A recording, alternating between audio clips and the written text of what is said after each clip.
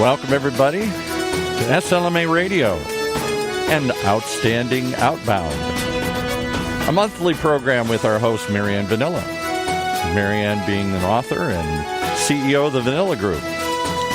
She's been a frequent guest in the past, and her new program, will explore the growing field of outbound lead generation for large deals. The program is sponsored by the Vanilla Group. And with that, we welcome Anne Vanella. Hey, Anne. Hey, how are you, Paul? Thanks so much. Well, we're glad to have you with us. You've been a guest, and now you're a host here. I am. And it's been pretty exciting. And who have you brought with you today here? I'm looking at your picture. First of all, you have to explain to me why your picture, we were doing this via Skype today, your picture has you and a horse. Beautiful horse. Thank you. That is Orion. Orion, like the constellation or whatever?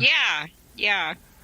Okay, and so you're a rider and you have a horse and you get to do all that? Yep. Yeah. All right. Pretty fancy. He's going to be in a calendar for 2019. So. Really? Wow. Yeah. Absolutely gorgeous horse here. Well, hopefully you'll work that into the, I don't know how you'll tie in horse riding into Outstanding Outbound here, but I look forward to hearing more about your horse here. Yeah, thanks. Who'd you bring with you today? Today I have Joe Brown, and he is the Senior VP of Worldwide Sales at Kare. It's an AI company. They're a really hot little company that is really transforming how organizations communicate with the world on many different levels. And so I want to welcome Joe. Hi, Anne. Thank you very much. Good to be here.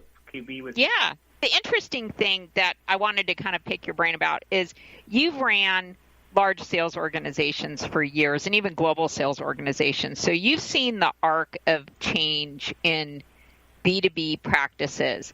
And the thing I wanted to ask are what are the three biggest changes that you've seen in the last decade? First of all, thank you very much for the opportunity to talk about how AI fits into the big picture of sales. It's a pleasure to be with you on the SLMA show. Hi, everyone. Anne, that's a great question. Over the last decade, as you know, a lot has happened. My initial thoughts on the three biggest changes that I've seen and experienced are, number one, just communication. People talk a lot more, and there's within the sales teams, between the prospects and the sales teams, and with the communication tools like Zoom and Slack and conference calls and DocuSign, etc., the whole area has changed dramatically in terms of knowing what's going on and the ability to talk. So that's the first area. Not the most important area. I'll come to that. Number two is, let's say, a decade or so ago, you kind of operated in an 8x5 day, 8 to 5 days a week. Yeah. Today, we find ourselves operating all the time, 24 hours a day, 7 days a week. There is no time off. So that's changed as well. And then number three is, I think the area that I've seen the most significant change is the buyers themselves. The consumers, customers, prospects, or whatever you call them, are a lot more technologically astute, more knowledgeable, and informed about the market, the industry, well, just about everything. They're just far better prepared. Today, prospects don't walk into a buying situation uninformed and at the mercy of a salesperson.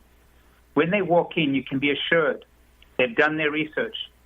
They've checked out the corporate websites, and very likely they've also looked at third parties and tried to get some ratings and assessments about your company from other companies like them. And the role of social media plays a critical part of that. So those are the three areas with the buyers being uninformed, the most important area to focus on. But there's a fourth comment, because I don't think it's a change. I just think it's continuing. Speed. It's just getting faster and faster with new technology coming in. And the ability to stay on track and ahead and understand what's going on is getting harder and harder. Those are my thoughts. Yeah. No, those are excellent thoughts. And I agree 100%. It's kind of interesting because I know like years ago, and I've been in sales for a long time, and I remember part of the presentation was, those first slides are, well, here's about us and here's who we are and this is what we do. And I remember it's probably been maybe 10 years back that I realized that during those early slides, I saw that my audience was even a little bored. And I was wondering why, because I'm thinking, how could you not want to know all this great stuff about us, right? Like we've got all these awards and we've done all these things, but I realized that they already knew that because they already had looked this up, and that's why we're in this meeting right now. So Absolutely. I actually completely transformed how I talk to companies, because they don't want the vendors talking about themselves first, because they've already done that homework. And that's only something that's possible in more recent years, because there's so many resources out there. They're pretty well educated, like you said, by the time they come to the table. From a sales management standpoint, how do you deal with the remote aspect of sales teams now? Because today you might have reps distributed all over the country, even in other countries. So what do you do to ensure communication and visibility on what they're doing, and how can you see when they might need your help on something? Well, let me give you an example of the teams that I've run over the last, say, 10 years or so. In one organization, I had a team based in Romania, a team based in London, a team based in China, a team based in Japan, not Japan, actually in Australia, etc. And the question is, how do you actually keep them up to speed with what's going on? Yeah. So you keep the communication going downwards toward them and they feel part of the organization, because you've got to make them feel part of the organization. Many of them are operating out of their homes. And you've got to make them feel that they're still part of the organization. And the other aspect is, how do you actually monitor what they're doing? So what I find that the world, that with the communication tools that become available today, and extending from teleconferencing in terms of video conferencing, and I remember working with Cisco and going to one of their meetings literally about 10 years ago, and I was surprised that I walked in. They had a philosophy, and they had a practice, and it's a practice that you had to have. If you had an internal meeting, it had to be video conference, and everybody needed to sign on and be there, because it gave you the ability to, just not only communicate and everybody's getting the same message, but B, you could actually monitor what they're doing. Because so many sales conferences take place over the telephone that you can't actually see what they're doing, and you would question whether they're actually listening, you would question whether they're not doing something else at the same time, and that would never have happened 10 years ago. So my advice to sales management is use the tools that are available today. Leverage video conferencing. And let me give an example of an organization that I'm actually working with right now. They have we have a team of reps based in India, 12 and a half hours ahead of San Francisco. Team of reps based in London, 8 hours ahead. A couple of reps on the East Coast, 3 hours ahead.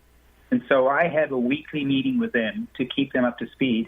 But whenever you set up that weekly meeting, because you need to have the group meeting take place, you find somebody's going to be working in the wrong time zone. And that's the example of India. They're exactly 12 and a half hours ahead of us. So if I have a call in the morning at 8 o'clock in the morning, or it's going to be 8 o'clock at night for them. So what we do is we alternate the meetings.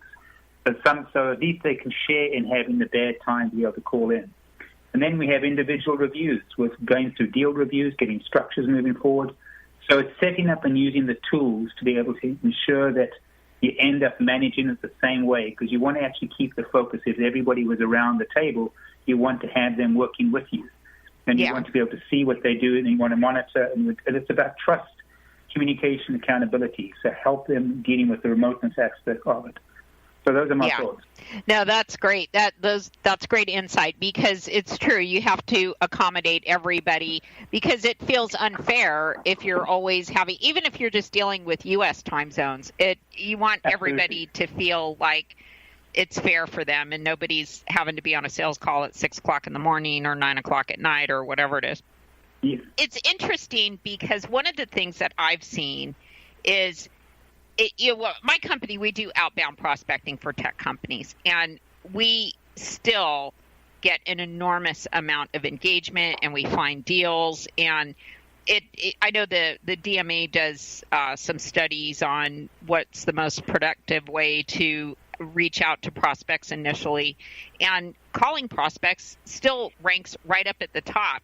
But I see, as more automation has come out, people have relied more on that, and then they skip that unplanned call that opens a discussion, and they are relying on their automation, and they're missing deals. So why do you think that's happening? I think there's been a very strong focus on the tools that are out there right now. And I agree completely with you in terms of skip in an important call that can actually open up a door that you didn't even realize was there. Right. So in my mind, we shouldn't concentrate solely just on the automation tools because I think they're good. You have to have a blend.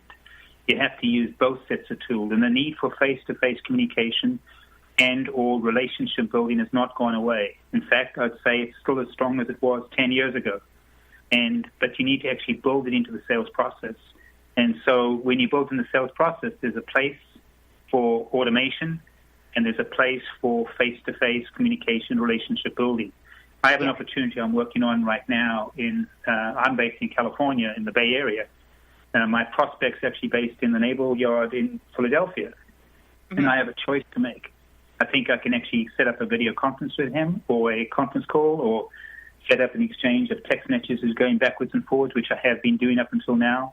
But I believe to actually move to the next level, we need to get in front of the person and we need to be able to communicate with them and look at their reaction, etc., and go forward. So we are pushing very hard to have that face-to-face communication so we have both. So we use both sides.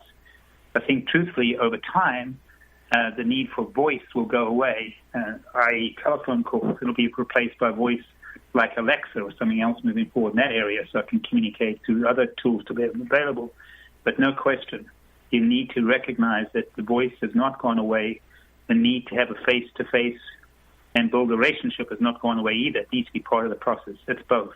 Yeah, that human element. And that's interesting that you brought up Alexa because when I last month I talked with Diane Updike, and she actually mentioned Alexa as emerging as part of the B2B sales process. And it was kind of funny because I was traveling not too long ago, and I was in the hotel room working, and I can't tell you how many times I wanted to ask Alexa a question, and it was, and I thought, wow, we need like a travel Alexa now, because you can ask a lot of relevant things and timers and reminders and all kinds of stuff, so it's really pretty cool. The other thing is, you're right about that outbound. That low-level calling, that will go away. But that in-depth insight that you get from those deeper discussions, that'll never go away because it's still people that are inking the deals and it's still people that are making the decisions. And you need to have somebody in there having that level of discussions. And, that's why having having SDRs that are very fluent, very business fluent and able to interact at peer levels with executives and things like that. So that low level has been on its way out for a long time.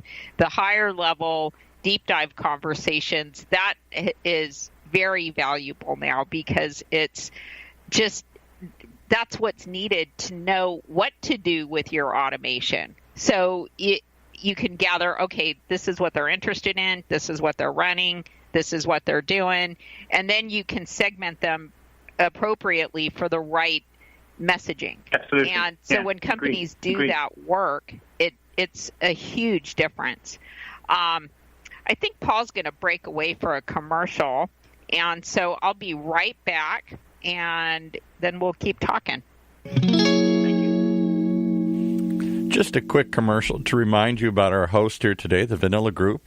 They're as committed to give back to their customers more than just great leads. Their objective is to deliver a customized, strategic sales development solution that is sustainable. That's the key, keeping it going. The Vanilla Group's solution is designed to invigorate your entire sales operation. They provide your sales team with new revenue opportunities and a continuous stream of ongoing selling activities. Achieving all this, well, it requires a partnership. And as your trusted partner, the people at the Vanilla Group understand your objectives and meet your requirements. That's really the key. So for more information and to learn more how they can help you, pretty simple. Just go to thevanillagroup.com. That's Vanilla, Vanella, vanillagroup.com. All right, back to our fascinating talk on AI. Can I ask one quick question here before you guys dive back into it here? Because we've done so many things on AI.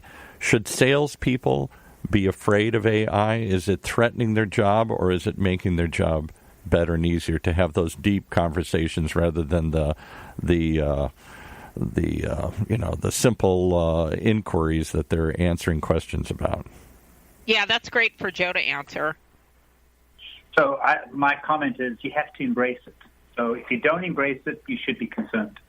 And you just think you can do it without the use of AI, I think you'll end up actually hurting yourself more than if you embrace it. So let me give you an example. I can think of 5 areas where AI can help salespeople. Number 1, price optimization.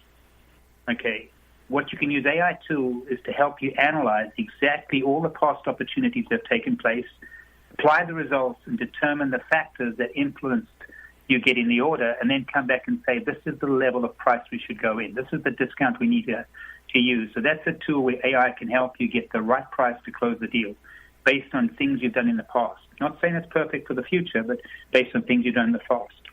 Next area from an AI perspective is forecasting. So if you go back and have a look at your previous forecasts and the results that you gave and where you ended up and the reasons for that, that's another area where AI can help you come back and say, well, you shouldn't be forecasting what you're forecasting now. You need to adjust it because this has been the trend that we've been able to analyze and come up with and have a look at. Third area that can be used as well is upselling and cross-selling. If you analyze it and use AI to analyze what you sold in the past, you'll be able to identify areas that you can go back and actually encourage the use of, let's say, the next level of the product or the upgraded product so that you can get a higher sale value. You can also identify areas for cross-selling. So these are just tools that can help the sales people do their job better. Then if you come back to Mary Ann's area, lead scoring. Which deals should a sales rep focus on to close the deal to hit their monthly, quarterly targets? AI can identify patterns that you can determine which leads are the most likely to be converted into a deal, and then formulate the suggested actions based on the data you've seen in the past. And that data will then actually lead to the most likely possible outcome.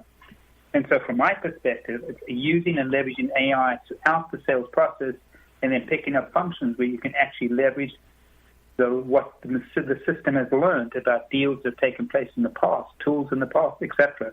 So if you leverage that, I think you'll become a much more effective and far better salesperson moving forward. What are your thoughts, Mary Ann? Yeah, no, I agree. I think it makes your engagement much more surgical, actually. It's very precise, and you know exactly what's going to happen in there because you've got this intelligence that isn't based, there's no bias or anything. It's just taking the data and saying this is what's going to happen. So, yeah, I know, it's interesting because a lot of companies claim to be AI. Like that was the thing that we saw a couple of years ago is AI this and AI that, but it was really just scanning stuff, and it was really a more simple technology. But unlike kare, which is true AI technology, what does true AI do to help engage prospects? So that, and I know you just talked about some of it, but what do you see as some of the top areas that C-suite management misses out on by not modernizing their engagement? Well, to me, when you start to modernize the engagement, and it comes back to the very premise you asked me in the beginning about should you have a digital environment? And the answer is you need to embrace the environment that we see moving forward today. And so I look at the use of AI across the entire organization. Every facet of the organization will be impacted, is being impacted by AI in some form or another. And I think I could think of 3 things, number one, that I could look at now. I'm not saying these are the most important. They happen to be ones I care about. Number one is enhancements to the product based on how the product's being utilized, based on the pricing around that, and that comes behind that and decision made previously.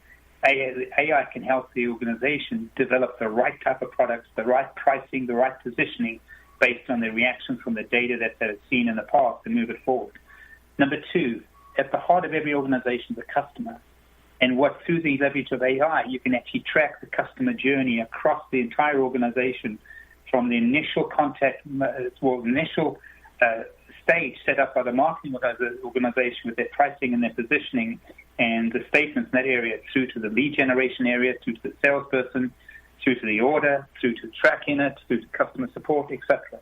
And talking about customer support, and that's the third area, and specifically one that's dear to my heart, is the customer service area. We know today that people make decisions based on customer experience. We know if they don't have the right customer experience, they move on and find another organization to work with even easier. So in today's world, we need to recognize that we're living in a customer experience-driven self-service economy. Decisions have been made by the experience that the customer has in dealing with your organization. Customers are expecting resources and tools to help them find solutions to their issues quickly and easily, and they want to get those available immediately.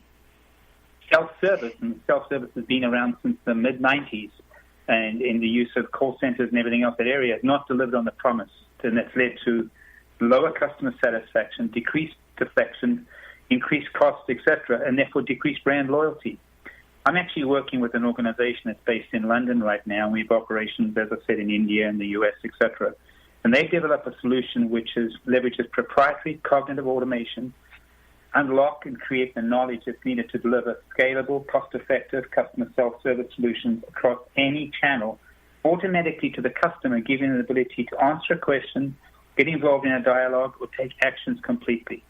So in the view that we have of self-service, it's always on, it's completely integrated into the customer service solution, provides a seamless customer experience so that they can actually work through, delivers significant cost reductions, and delivers very high customer satisfaction and customer engagement.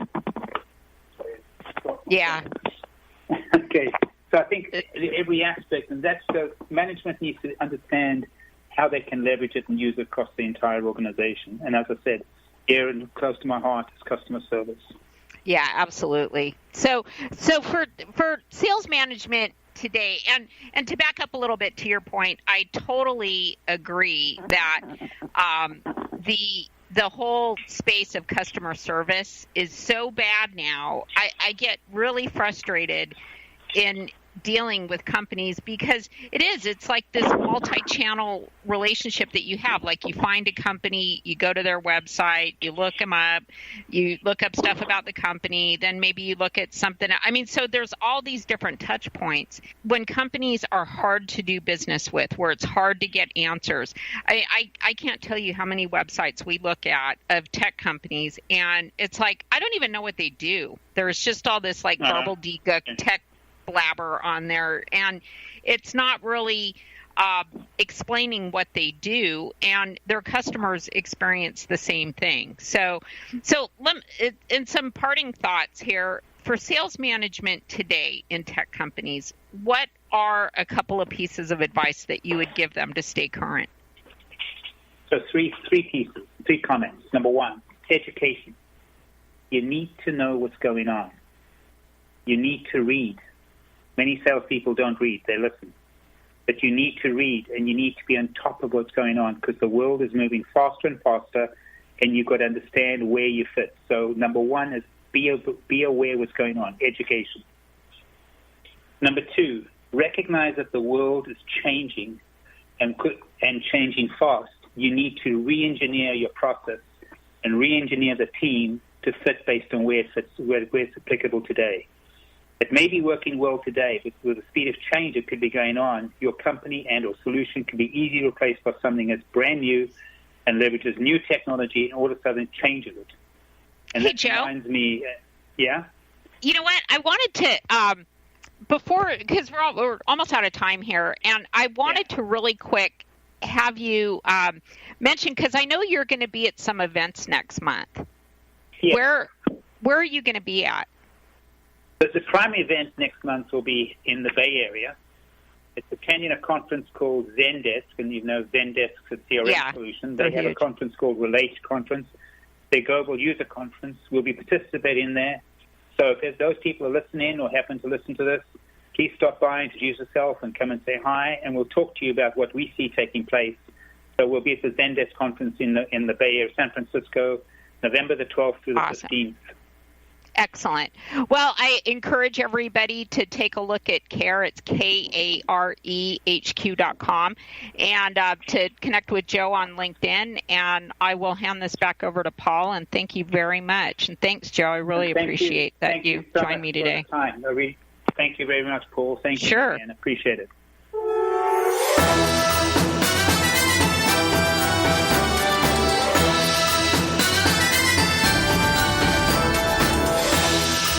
You've been listening to another episode of SLMA Radio, an outstanding Outbound. Our new segment brought to you by the Vanilla Group, right here in the Funnel Radio channel for at-work listeners like you.